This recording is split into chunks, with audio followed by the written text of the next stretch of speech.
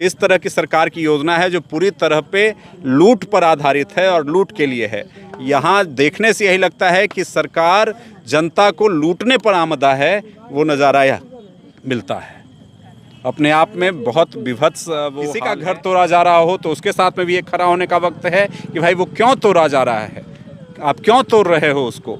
अरे भाई इंसान रहता है, इंसान जाएगा कहाँ, कहाँ रहेगा। जुटता नहीं होगा, लोग मिल के नहीं रहेंगे, एक दूसरे के दुख और दर्द में साथ नहीं देंगे तो अब किसी का ज़िंदगी बचने वाला नहीं है। ये सरकार आतताई है, केवल चंद पूंजीपतियों और धनपतियों के लिए काम करने वाली ये सरकार है। इन घटनाओं से यह जाहिर हो गया। देश के अंदर में, राज्य के अंदर में बहुत विभत्स हाल है। यहाँ कोई कानून का राज नहीं है, कोई संविधान का राज नहीं है, कोई देश की जनता के लिए यहाँ पे राज नहीं है। बस केवल राज है तो धनपतियों के लिए, पैसा के लिए, मुनाफा के लिए, केवल उसके लिए यहाँ पे राज। मीडिया चैनलों और अखबार के माध्यम से देखा यहाँ के बारे में, बहुत हृदय विदारक तस्वीरें वो देखने को मिली और यहाँ पहुँचे हैं तो ये तो लग रहा है कि जैसे कोई बड़ा भूकंप आया है जो तमाम घरों को ज़मींदोज़ कर दिया है और सारे लोग डरे हुए हैं पूरे इस इलाके के। जिनका मकान टूट गया है वो तो खैर वो न जाने कहाँ किस हाल में सब बने हुए हैं, वो सब लोग बिलख रहे हैं, कोई उम्मीद लगा करके कि अब क्या होगा, भविष्य उनका क्या होगा। लेकिन जिनके मकान अभी बचे हुए हैं वो सारे लोग भी खौफ के साए में हैं, वो सब लोग भी डर रहे हैं कि कब क्या किया जाएगा। लगा है 6 को और सुनवाई होगी तो, लेकिन बहुत आश्चर्यजनक चीज़ें हैं यहाँ की। एक तो कि इतने बड़ी बड़ी बिल्डिंग बन कैसे गए थे, घर अवैध था तो ये बना कैसे। सबसे पहला मेरा सवाल यही है कि भाई बगल में राजीव नगर थाना है, ये राज्य की राजधानी है, राजधानी में ही यहाँ गवर्नर से लेकर के मुख्यमंत्री तमाम मंत्री तक यहीं हैं, तो फिर भी इन तमाम लोगों के रहते हुए भाई ये घर बन कैसे गए। और घर बन गए तो बिजली का कनेक्शन उनके पास पहुँच गया, पानी का कनेक्शन पहुँच गया, सबके पास में वोटर आईडी है, ये सब कैसे हो गया।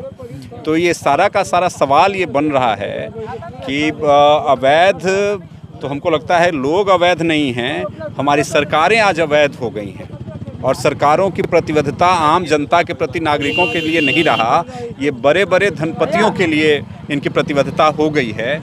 और उसी का ये हाल यह देखिए कि अब लगता ये है कि पहले झोपड़ियाँ उजाड़ा करते थे ये लोग कि झोपड़ियों को उजाड़ करके वो अपना शहर और वो अपार्टमेंट बनाएंगे। अब ये बड़े बड़े एरिया को भी जो मिडिल क्लास फैमिली है उससे भी उसको मुक्त कराएंगे और वहाँ बड़े बड़े स्मार्ट सिटी का निर्माण ये करेंगे। इस तरह की सरकार की योजना है जो पूरी तरह पे लूट पर आधारित है और लूट के लिए है। यहाँ देखने से यही लगता है कि सरकार जनता को लूटने पर आमदा है, वो नज़ारा यह मिलता है। अपने आप में बहुत विभत्स वो हाल है और हम तो यही जनता से अपील करेंगे कि हम लोग को अब संभलना चाहिए।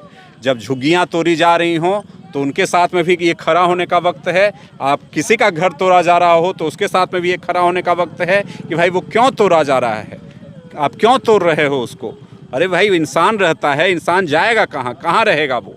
तो आज सबको एकजुट होकर के ऐसी समस्याओं के समाधान के लिए और अपने जीवन और भविष्य के लिए वो लोगों को रहना पड़ेगा। अगर एकजुटता नहीं होगा, लोग मिल के नहीं रहेंगे, एक दूसरे के दुख और दर्द में साथ नहीं देंगे तो अब किसी का ज़िंदगी बचने वाला नहीं है। ये सरकार आतताई है, केवल चंद पूंजीपतियों और धनपतियों के लिए काम करने वाली ये सरकार है। इन घटनाओं से यह जाहिर हो गया है।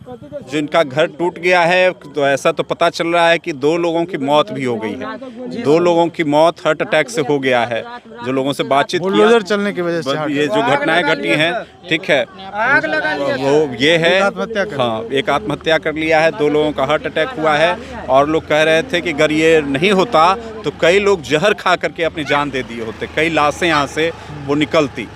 तो इस तरह का सिचुएशन है। आप वो देख सकते हैं, लोगों से बात कर सकते हैं कि जिनके घर बचे हुए हैं वो सारे लोग भी डरे हुए हैं कि कब क्या हो जाएगा, अब कहा नहीं जा सकता है। सो एकदम हम लोग के साथ में अन्याय हो रहा है। हम लोगों ने विधिवत ज़मीन खरीदा है तो यहाँ जो उस प्रक्रिया को जब हम देखते हैं तो ये होता है कि किसान से अधिग्रहित किया गया था ज़मीन 1974 में, लेकिन किसानों को कोई मुआवजा नहीं दिया गया। प्रशासन ये गलत कर दिया। दाखिल खारिज भी ये लोग करवाए हैं। हाँ, ये सब मोटेशन का भी है। ये लोग कह रहे हैं कि हम मोटेशन करवाए हैं, नगर निगम का रसीद कटवाते हैं, ये सारा कुछ है। तो है उसमें ये कि 1974 में अधिग्रहित हुआ लेकिन सरकार ने उस पर कोई कार्रवाई नहीं किया, केवल अधिग्रहित करके छोड़ दिया। किसानों को कोई मुआवजा नहीं दिया उस समय।